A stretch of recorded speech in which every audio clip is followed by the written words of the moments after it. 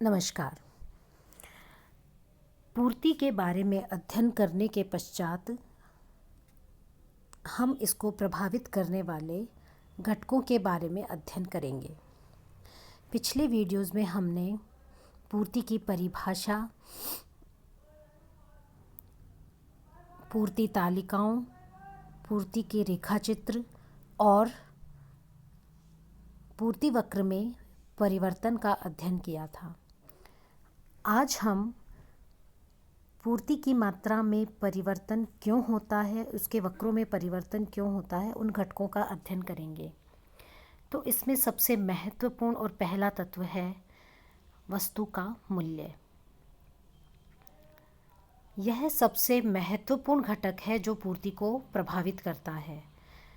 मूल्य बढ़ने पर पूर्ति की मात्रा को अधिक लाभ की आशा से बढ़ा दिया जाता है और मूल्य कम होने पर कम लाभ के डर से पूर्ति मूल्य को घटा दिया पूर्ति की मात्रा को घटा दिया जाता है। वस्तु का मूल्य पूर्ति वक्र में पूर्ति के संकुचन या विस्तार के लिए उत्तरदायी होता है, क्योंकि इसे एक ही वक्र के एक बिंदु से दूसरे बिंदु पर गति के द्वारा दिखाया जाता है। अन्य घटक जिन्हें हम पूर्ति वक्र बनाते समय स्थिर मान लेते हैं, वो भी इसको बहुत मात्रा में प्रभावित करते हैं। ये ऐसे घटक हैं जो अप्रत्यक्ष रूप से पूर्ति को प्रभावित करते हैं। इनमें परिवर्तन पूर्ति में कमी या वृद्धि के लिए उत्तरदायी होता है। यह स्थिति पूर्ति वक्र की एक जगह से दूसरी जगह पर शिफ्ट होने के द्वारा दिखाई जाती है। तो अन्य घटकों में जो सबसे पहले है वह है संबंधित वस्तु की कीमत। संबंधित वस्तुएं, जैसे कि हमने मांग के अध्याय में अध्ययन किया था, दो तरह की होती हैं, स्थानापन्न एवं पूरक वस्तुएं।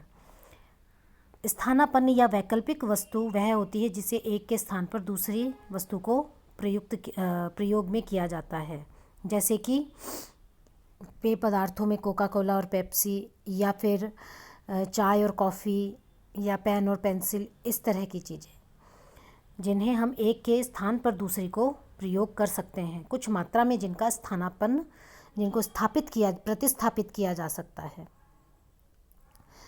और पूरक वस्तुएं वे होती हैं जो साथ में प्रयोग की जाती हैं। तो जब संबंधित वस्तुओं की कीमतों में, जैसे स्थानापन्न वस्तु की कीमत यदि बढ़ जाती है तो उसकी मांग कम हो जाएगी, तो विक्रेता मुख्य वस्तु की पूर्ति को बढ़ा देगा।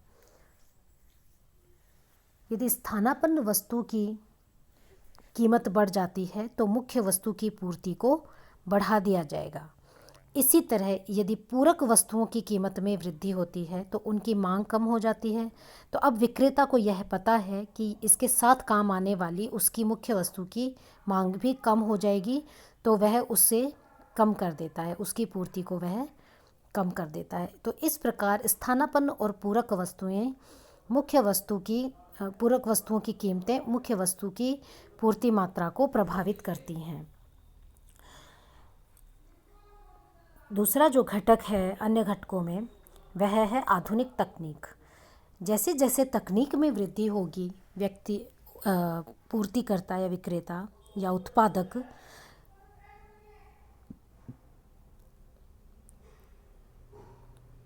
कम लागत में अधिक उत्पादन करके अधिक पूर्ति मात्रा बढ़ाकर अधिक लाभ कमा सकता है। तो कम कीमत पर आधुनिक तकनीक में वृद्धि होने पर कम कीमत पर भी पूर्ति मात्रा को बढ़ाया जा सकता है। तो यह बहुत महत्वपूर्ण घटक है जो पूर्ति की मात्रा को प्रभावित करता है।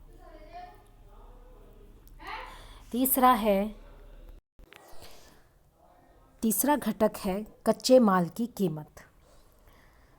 वस्तु के उत्पादन में प्रयुक्त कच्चे माल की कीमत यदि बढ़ जाती है तो उत्पादक की लागत बढ़ जाती है, जिसके कारण वह कम पूर्ति प्रस्तुत करेगा। कच्चे माल की कीमत के बढ़ने पर पूर्तिकर्ता की या उत्पादक की लागत बढ़ जाती है, जिसके कारण उसे कीमत को पूर्ति मात्रा को कम करना पड़ता है। इसी तरह कच्चे माल की कीमत कम हो जाने पर पूर्तिकर्ता लागत कम होने के कारण उत्पादन को बढ़ा सकता है और अधिक पूर्ति मात्रा प्रस्तुत कर सकता है। इस तरह ये कुछ घटक थे जो पूर्ति की मात्रा को प्रभावित करते हैं। अब हम पूर्ति के नियम के कुछ अपवादों का अध्ययन करेंगे। अपवाद वह स्थिति होती है जब नियम लागू नहीं होता या सीमित मात्रा में लागू होता है। तो ये कौन सी वस्तुएं हैं जहां नियम लागू नहीं होता, हम इनका अध्ययन करते हैं। पहली है कृषि वस्तुएं। कृषि वस्तुओं की उपलब्धता में पूर्ति का नियम बहुत सीमित मात्रा में लागू होता है। यदि मान लीजिए कि बाजार में कृषि वस्तुओं की पूर्ति बढ़ गई है, कीमत बढ़ गई है, लेकिन फसल की मात्रा मौसम खराब होने के कारण या अन्य घटकों के कारण,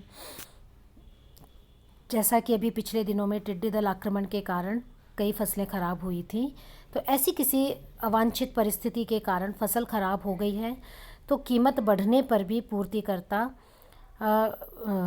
पूर्ति की मात्रा को नहीं बढ़ा सकता। तो कृषि वस्तुएं इसका कुछ अपवाद मानी जाती हैं। दूसरा है भविष्य की संभावना। यदि विक्रेता को लगे कि इस भविष्य में इस वस्तु का मूल्य कम हो जाएगा, तो वह अभी ही इसकी मात्रा को अधिक बेचेगा। लेकिन अगर उसे लगे कि इसका मूल्य बढ़ेगा, तो वह आज की पूर्ति मात्रा को कम करके भविष्य के लिए स्टॉक रखेगा। तो भविष्य की संभावना भी वर्तमान पूर्ति मात्रा को प्रभावित करती हैं। और तीसरा है दुर्लभ वस्तुएं।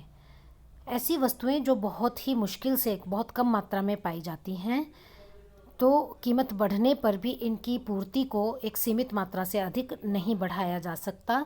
तो दुर्लभ वस्तुओं में भी पूर्ति का जो नियम है वो या तो लागू नहीं होता या बहुत सीमित मात्रा में लागू होता है।